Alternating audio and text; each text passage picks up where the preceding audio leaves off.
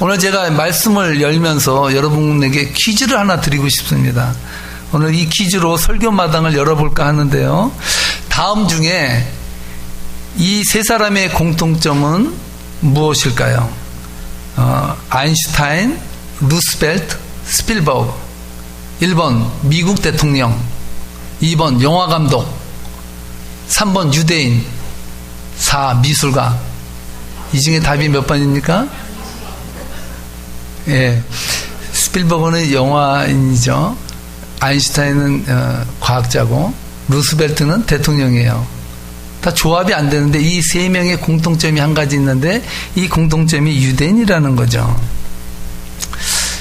제가 이 설교서들을 이 문제로 여러분들과 함께 나누는 이유는 저에게 한 가지 의문이 들었습니다. 아니, 유대인은 어떻길래 대체 이렇게 세계적으로 두각을 나타내는 사람들이 이렇게 많이 배출되는 것인가? 여러분 궁금하지 않습니까? 여러분들 그 이유를 알고 있습니까? 유대인들이 왜 이 세계에서 두각을 나타내는 그러한 힘을 발휘하고 있을까? 그 이유가 뭘 것 같습니까? 이어령이 쓴 생각 깨우기라는 책에 보니까 이 유대인에 대해서 얘기를 하더라고요. 그러니까 뭐라고 말하냐면요. 유대인의 부모들은요, 학교에서 돌아오면 우리 보통 한국 부모들이나 대개 미국의 부모들은 그렇게 말한다고 합니다. 야, 너 뭐 배웠니? 너 가서 뭐 공부했어? 대체 네 공부한 게 뭐야? 내용이 뭐야? 이렇게 묻는데 유대인 어머니의 교육은 철저하게 뭘 묻냐면 너 선생님에게 오늘 가서 무슨 질문을 던졌냐? 이렇게 묻는다는 거예요. 질문이 공부보다 앞선다는 거예요. 무슨 질문을 했느냐가 공부의 질을 결정한다는 사실이죠. 이런 사실을 뒷받침해주는 그 책이 있는데 박용우의 관점을 디자인하라라는 책에 보니까 박찬욱 감독의 영화 올드보이에서 최민수가 던진 대사를 다루고 있는데요. 이 영화에서 주인공으로 나오는 최민수는 존재를 알 수 없는 사람에 의해서 15년간 감금 생활을 하게 됩니다. 이때 끊임없이 그의 뇌를 스치는 질문이 무엇이었을까요? 그를 감금했다가 15년 만에 풀어줬는데 이 최민수의 생각에 뇌리에서 항상 떠도는 질문이 하나 있었어요. 그 질문은 뭘 것 같습니까? 여러분이 최민수라면 어떤 질문이 떠오를까요? 아니 대체 언놈이 나를 가둔겨? 이 생각이 먼저 확 들잖아. 아니 언놈이 나를 15년 동안이나 이렇게 감금을 한 거지. 이런 생각을 한다는 거죠. 그렇게 생각을 하게 되면 그 다음에 진전되는 생각이 또 있어요. 무슨 생각이 들겠습니까? 내가 이놈을 당장 잡아서 복수해야지. 이런 생각으로 이어지게 돼 있어요. 여러분, 이러한 질문을 가지고 최민수는 자신을 감금한 사람을 찾아다니게 됩니다. 그런데 그런 최민수를 향해서 유지태가 돌직구를 날려요. 뭐라고 말하냐면, 야, 네가 맨날 틀린 질문을 하니까 맞는 대답이 나올 수 없잖아. 네 대답이 맨날 틀리니까 거기서 어떻게 정답이 나오니? 이렇게 말했다는 거예요. 유지태는 대답이 아니라 질문이 틀렸다는 사실을 지적하고 있습니다. 왜 15년 동안 나를 감금해 두었을까? 이 질문이 아니라 이렇게 질문해야 된다는 거예요. 왜 15년 만에 나를 풀어주었을까? 여러분, 왜 15년 동안 나를 감금해 두었을까와 같은 방식의 질문을 닫힌 질문이라 그래요. 닫힌 질문의 뜻은 뭐냐면 대답하기 어려운, 대답해야 의미도 없는, 대답해야 복수로 끝나는 질문일 수밖에 없다는 거예요. 그러나 왜 15년 동안 나를 붙들어 있다가 어떻게 풀어줬을까? 이러한 사고방식의 질문을 하게 되면 자신의 삶의 질이, 방향이 달라진다라는 거예요. 박용우는요, 이 사실을 통해서 이렇게 말하더라고요. 제가 그 책에 있는 내용을 그대로 여러분들에게 읽어드리고 싶어요. 살면서 우리는 정말 많은 질문을 한다. 우리가 만나는 사람들에게 질문을 하고 우리가 접하는 상황들에 대해 질문을 한다. 또한 나 자신에게도 질문을 하고 내가 겪고 있는 상황을 두고도 스스로 질문을 하기도 한다. 극복할 수 없는 태생적 문제에 대해서도 스스로에게 자괴감 어린 질문을 퍼붓는다. 하지만 이렇듯 수많은 질문을 나와 남에게 퍼부으면서도 그 질문이 옳은지에 대해서는 깊게 생각하지도 않고 의심도 않는다. 질문 자체에 정당성을 부여하고 그것을 당연한 것이라고 여기기 때문이다. 그러나 우리는 명심해야 한다. 질문도 틀릴 수 있다는 사실을 말이다. 살아가면서 우리는 많은 상황에서 왜 이런 일이 생겼을까? 왜 이렇게 되었을까라는 질문을 한다. 하지만 아무리 고민을 해도 답이 나오지 않을 때가 많다. 이럴 때 질문을 바꾼다면 자신의 주변에서 일어난 본질을 더욱 쉽게 이해할 수 있다. 만약 질문이 틀릴 수도 있다고 생각한다면 질문과 관련된 부차적인 것에도 의문을 품을 수 있게 된다. 바로 이 시점에서 관점의 전환이 일어난다. 질문이 틀렸다고 생각하는 순간 다른 관점을 가지게 된다. 저는 이 글을 읽으면서 한 가지 깨달은 것이 있어요. 그것은 우리가 인생을 살아가면서 우리가 질문한다고 하는 질문의 내용도 디자인할 필요가 있다. 내가 인생에 대해서 궁극적으로 가지고 있는 질문들, 내가 가지고 있는 상황들, 이러한 모든 것들도 우리가 어떻게 디자인하고 질문하냐에 따라서 그 성격이 달라질 수 있다. 저는 이런 의미에서 여러분들에게 묻고 싶어요.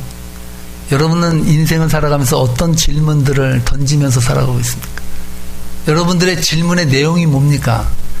인생을 살아가면서 끊임없이 사람들에게 여러분들이 가지고 있는 속에 있는 응어리진 것들을 풀어내는 그 질문의 내용들이 뭐냐? 그것에 따라서 여러분들의 인생이 결정될 수 있다는 사실. 여러분 혹시 세상을 살면서 다친 질문들을 하고 살지 않습니까? 아니 왜 내 인생은 부모를 잘못 만나서 이렇게 꼬이는 것인가? 왜 내 인생은 부인 잘못 만나서 이 생고생을 하고 있는 것인가? 왜 내 인생은 남편 잘못 만나서 왜 이렇게 괴로운 생활을 해야 되는 것인가? 왜 내 인생은 자식을 잘못 만나서 생고생을 하고 있는 것인가? 이러한 질문들은 다 다친 질문들이라는 거예요. 대답을 전제로 한 질문들이 아니라는 것이죠. 그냥 넋두리라는 거예요. 신세 한탄이고. 그 질문은 발전이 없다는 거예요. 발전이. 오늘 본문은요, 내용적으로 이해 안 될 부분이 한 군데도 없어요. 그런데요, 오늘 이 본문을 이해하고 풀어나간다면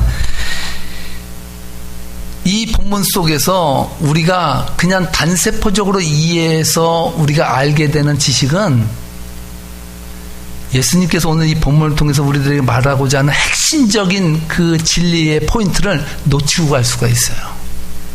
그래서 오늘 여러분들에게 오늘 예수님께서 던지고 있는 이 질문, 이 청년이, 부자 청년이 예수님께 던지는 이 질문에 대한 예수님의 반응을 통해서 무엇이, 어떠한 것이 이 청년에게 필요했고 오늘 우리는 어떠한 질문을 던져야 될 것인가에 대해서 생각해 볼 수 있는 시간이 되기를 주님의 이름으로 축복합니다. 우리가 한번 이 부자 청년을 한번 살펴봅시다. 우리가 이 한 가지 이 부자 청년과 예수님과의 대화 속에서 관가하고 있는 문제가 하나 있다는 것을 저는 발견했어요. 우리는요, 이 부자 청년을 다루시는 예수님께 초점을 맞춰요. 예수님이 이 부자 청년을 어떻게 다루시고 계신가? 우리 계속해서 그 문제로 이 본문을 읽어 나가거든요. 그렇게 되니까 왜 예수님은 그토록 인생의 진지한 고민을 가지고 온 이 부자 청년의 질문에 그리 관심을 보이지 않는 거에만 계속해서 우리는 포커스를 맞춘다는 것이죠. 그런데요, 오늘 본문을 자세히 읽어보면요, 이 부자 청년에게 예수님께서 이렇게밖에 말할 수 없는 것, 진짜 어떻게 보면 매몰찰 정도로다가 예수님은 신경을 안 쓰면서 얘기를 나누는 것처럼 느껴져요. 왜 그랬을까? 그것을 한번 발견하길 원합니다. 17절 말씀입니다. 우리 다 함께 17절 말씀을 읽어보도록 하겠습니다. 예수께서 길에 나가실새 한 사람이 달려와서 꿇어앉아 묻자오되 선한 선생님이여 내가 무엇을 하여야 영생을 얻으리까? 여러분, 이 부자 청년의 문제를 발견했습니까? 이 부자 청년의 문제가 무엇이라고 생각하십니까? 아주 중요한 것을 여러분들이 여기서 발견해야 돼요. 부자 청년이 예수님께 물었죠. 어떻게 물었습니까? 질문: 어떻게 하여야 영생을 얻을 수 있느냐? 부자 청년이 예수님께 던진 질문을 여러분들에게 다시 해석해 주면 이겁니다. 예수님, 내가 이 세상 살면서 어떠한 일을 해야, 어떠한 행위를 해야 나는 그 영생에 도달할 수 있느냐? 내가 행하는 것이 곧 영생과 직결된다라고 질문하고 있어요. 그게 잘못됐다는 거예요. 그게 틀린 질문이에요. 예수님께 무릎을 꿇은 이유가 바로 여기에 있습니다. 당신은 선하다는 거예요. 선한 선생님 그러거든요. 당신은 영생을 소유할 수 있는 그러한 선행을 한 자격이 있는 사람이다라고 예수님께 말했거든요. 당신 자격이 있다. 선하기 때문에. 그러니까 당신이 선해서 영생을 받을 수 있으니까 나에게도 그 영생을 받을 수 있는 그 길을 좀 알려달라고 말하고 있다는 것이죠. 그런 부자 청년을 향해서 예수님께서 말씀하고 있어요. 18절 말씀입니다. 뭐라고 말씀하고 있습니까? 읽겠습니다. 예수께서 이르시되 내가 어찌하여 나를 선하다 일컫느냐? 하나님 한 분 외에는 선한 이가 없느니라. 자, 여러분, 만약에 부자 청년이 예수님을 하나님으로 인정했다면 질문을 바꿨겠죠. 뭐라고 바꿨겠습니까? 주님, 내가 어떻게 해야 영생을 얻을 수 있습니까? 근데 이 부자 청년의 질문은 뭐였습니까? 선한 선생님, 내가 어떻게 해야 영생을 얻습니까? 이렇게 물었거든요. 무슨 말입니까? 예수님을 하나님으로 본 것입니까? 인간으로 본 것입니까? 인간으로 봤어요. 인간으로 봤어요. 인간으로서 당신은 선하다라는 거지 하나님으로서 선하다는 것이 아니에요. 예수님 그것을 알았거든요. 그러니까 딱 맞고서 그런 거예요. 야, 너 왜 나 선하다고 하냐? 너는 지금 나를 인간으로 보잖아. 인간으로 보면서 어떻게 선하냐라고 말하는 것은 인간이 선할 수 있다라는 그 전제하에서 넌 나에게 물었다. 그러면서 뭐라고 말합니까? 오직 하나님 한 분만이 선한데 어떻게 넌 나에게 선하다고 말하냐? 이렇게 말해버린 것이죠. 여러분, 부자 청년 이야기를 여러분 가만히 들어보면 여러분 상상이 필요한데요. 이 말씀을 읽으면서 무한한 상상이 들어와야 돼요. 근데 저는 이 부자 청년의 그 대화의 그 뉘앙스 속에서 한 가지를 발견했어요. 그것이 뭔지 아십니까? 부자 청년은 진짜 예수님에게 무릎 꿇고 진리를 알고 싶다, 영생에 대해서 알고 싶다라고 온 게 아니에요. 부자 청년은 왜 왔냐 하면요, 당신도 선하고 나도 좀 선해. 내가 당신에게 너도 선하구나라는 인정을 나도 받고 싶다. 그래서 나도 영생에 이르는 길을 걷고 있다라는 확인을 당신에게 받고 싶다는 뜻이거든요. 그래서 찾아온 거예요. 예수님은요, 그것을 잘 알고 계셨거든요.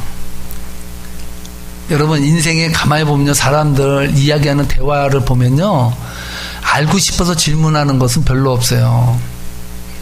인정받고 싶어서 질문해요. 그래서 괜히 알고 싶어서 질문하는 것 같아서 괜히 아는 척해서 가르쳐주잖아요. 그냥 잘난 척 혼자나 하고 앉아있구만. 내가 몰라서 묻는 줄 알아? 나도 그런 사람이라는 걸 나도 인정받고 싶어서 물었다니까? 이런다니까요, 다. 맞습니까? 틀립니까?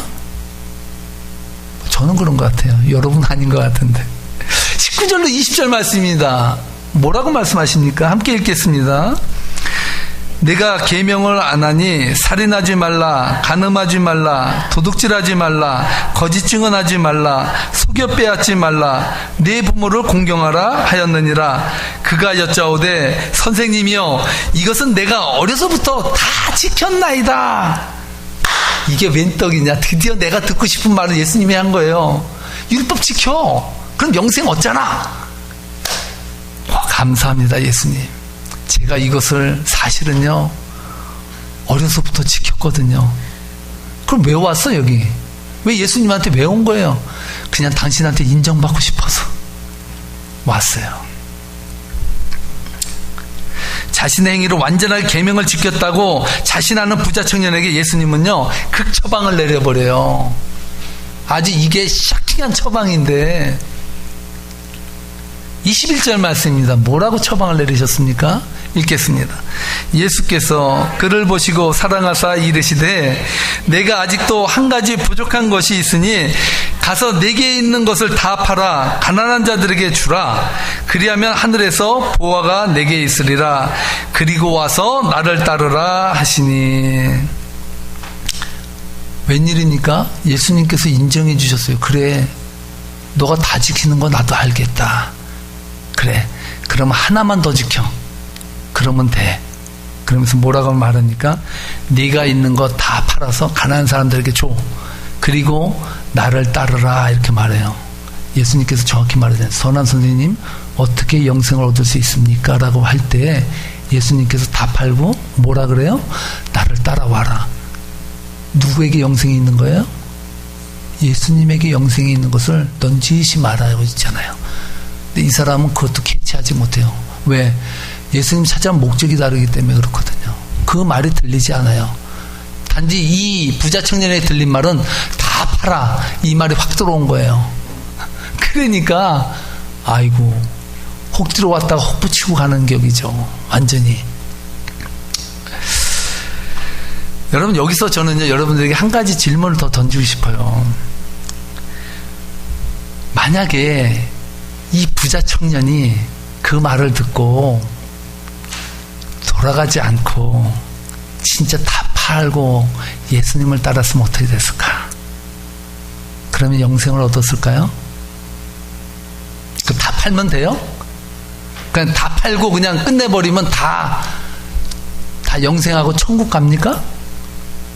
예수님이 말한 뉘앙스가 그게 아니에요.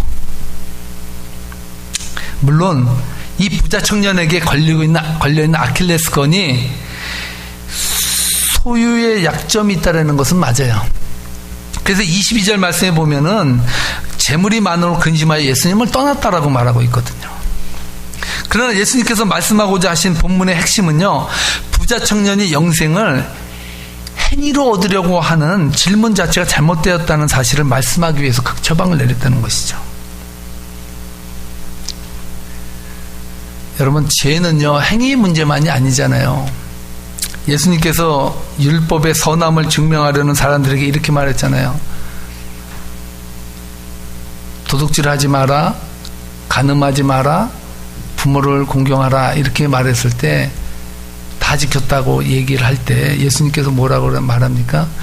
너희가 행위로 다 했을지라도 너희 마음속에 남의 것이 탐나는 마음이 있고 남의 아내나 남의 남편이 좋아지는 마음이 있고 그 마음속에 그 생각을 품는 것 자체가 뭐라고 말합니까? 그 자체가 죄야. 이 죄에서 해방될 사람은 이 세상에 하나도 없어요. 그 누구도 없어요. 만약에 선한 행위로 구원을 받을 수 있다고 한다면 예수님께서 이 말씀을 그런 뜻으로 풀이했다면 여러분들은 잘못 이해하신 거예요. 예수님께서는요 율법으로 선함을 증명하는 사람들에게 이렇게 말씀하셨잖아요. 마음으로 탐욕을 얻는 것도 탐심이다. 이어서 예수님께서는 자신의 행위로 의로움을 보여주려고 했던 부자 청년이 떠나고 나서 제자들에게 딱 일어나셔서 얘기를 하시는데, 이때는요 부자 청년을 사랑스럽게 봤는데 제가 볼 땐 눈빛이 상당히 변하셨을 것 같아요. 그리고 아주 강렬한 눈빛으로 제자들을 응시했을 것 같아요. 제자가 뭔 죄가 있습니까? 그 옆에 있는 죄죠. 근데 제자들을 향해서 말씀하세요. 뭐라고 말씀하냐면 23절 25절에서 이렇게 말합니다. 읽겠습니다. 예수께서 둘러보시고 제자들에게 이르시되 재물이 있는 자는 하나님의 나라에 들어가기가 심히 어렵도다 하시니 제자들이 그 말씀에 놀라는지라. 예수께서 다시 대답하여 이르시되 얘들아, 하나님의 나라에 들어가기가 얼마나 어려운지 낙타가 바늘기로 나가는 것이 부자가 하나님의 나라에 들어가는 것보다 쉬우니라 하시니. 거봐, 부자가 천국 가는 거 낙타가 바늘기 들어가는 것보다 어렵다잖아. 이 가능한 일입니까? 없는 일입니까? 부자는 하나님 나라에 못 간다는 말이거든요. 지난주에 소개했던 고 이병철 삼성그룹 전 회장이 죽으면서 천주교 신부에게 24가지 질문을 했다고 했잖아요. 그 24가지 질문 중에 하나가 바로 이 질문이었습니다. 성경의 부자가 천국에 가는 걸 낙타가 바늘구멍에 들어가는 것에 비유했다. 부자는 악하고 하나님의 나라에 가지 못하냐, 천국에 가지 못하냐, 이렇게 질문을 했거든요. 이병철 전 삼성그룹 회장이 어디서 들은 건 있나 봐요. 부자가 천국에 가는 게 낙타가 바늘기 가는 것보다 어렵다. 이건 어디서 들었나 봐요. 그래서 그 질문을 했거든요.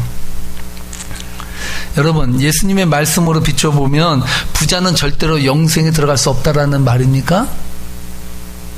이 문제의 실마리를 풀기 위해서 이 말씀을 들은 제자들의 반응을 보면 예수님의 본 마음, 이 본 뜻을 우리가 이해할 수 있는데 26절에서 제자들이 어떻게 반응하고 있습니까? 함께 읽겠습니다. 제자들이 매우 놀라 서로 말하되 그런즉 누가 구원을 얻을 수 있는가 하니. 이상하지 않습니까? 제자들이 부자입니까? 예수님 따라다니면서요, 이 제자들은요 부하고는 거리가 멀게 살았어요. 완전히 배가 고파서요, 예수님과 함께 가다가 미리삭을 비벼가지고 배가 고파서 그걸 먹었고요. 때로는 선교여행 가면서 굶는 날도 있었어요. 돈이 없고 그렇게 물질이 풍부해서 다니지 않았거든요. 그런데 그런 제자들이 예수님께서 부자가 하나님 나라에 가는 게 얼마나 어려운지 아냐? 낙타가 바늘기 가는 것보다 어렵다. 아이고, 고소하다. 부자들 센터이다. 니들 여기서 잘 살았지? 그래, 하나님 나라에 가서 니들이 낙타가 바늘기에 가는 것처럼 어디 들어간 사람 있나 한번 보자. 내가 한번 볼 거야. 이렇게 말해야 되는데 제자들이 뭐라고 말하냐면, 아니 그렇다면 누가 영생을 얻을 수 있단 말이냐? 저 부자가 못 가면 나도 못 가는데? 이렇게 말했다는 거예요. 이게 왜 이런 이야기가 나올까요? 그럼 성경을 단세포로 보면요, 우리는 부자가 천국에 가는 게 낙타가 바늘기 같이 어려워, 부자 못 가, 이렇게 말하는 것이 근본주의예요. 말씀에 쓰인 그 문자만 보는 거예요. 성경은요 문자로 이해하면 안 돼요. 그때 그 당시에 그 상황에서 왜 부자에 대해서 이 예수님의 제자들이 우리도 그 사람이 못 가면 나도 못 간다라는 말을 했을까? 그 당시에 문화를 이해하고 그 당시에 세계관을 이해하지 못하면 이 말씀을 절대로 풀 수가 없어요. 이 말의 의미는 이겁니다. 그 당시에 유대인 공동체에서 부자가 된다는 것, 그것은 하나님의 축복이에요. 선을 행하고 이 세상에서 열심히 율법 지키고 하나님의 일을 하니까 부가 저절로 오잖아. 그러니까 부자가 됐다는 것은 그건 뭘 말하냐면 저 사람은 선한 사람이라는 인정을 받았어요. 그 사회 인식 속에서. 그 인식과 덕망을 받는 저 부자는 당연해. 왜? 저 사람 선하기 때문에 그렇게 부자가 된 거야. 이렇게 생각했거든요. 욥의 이야기를 보면 여러분 그걸 알 수 있는데, 욥의 친구들이 욥이 다 망하고 나서 자식도 잃고 재산도 잃고 다 망하고 자신에게 피부병이 들어와서 피부병을 기와장으로다 긁으면서 그 피가 나도록 긁는 욥을 향해서 친구들이 와서 뭐라 그랬습니까? 야, 거봐, 쌤통이잖아. 너 죄 졌으니까 지금 이렇게 가난하게 됐잖아. 너의 죄를 한번 생각해봐. 뭔가 잘못된 게 있는 거야. 그러니까 너가 하나님 앞에 이렇게 저주를 받잖아. 지금 너는 가난해졌잖아. 이렇게 말했거든요. 그 이유가 뭐냐? 유대인의 세계관 때문에 그래요. 그 당시에 부는 선한 사람만이 받을 수 있는 축복이라고 생각했거든요.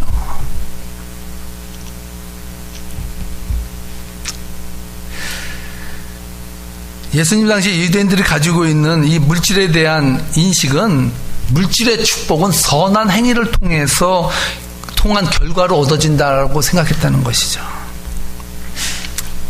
그러므로 제자들이 말한 거예요. 아니, 저 부자가 천국에 못 가면 그럼 나도 못 가네? 이렇게 말했다는 것이죠.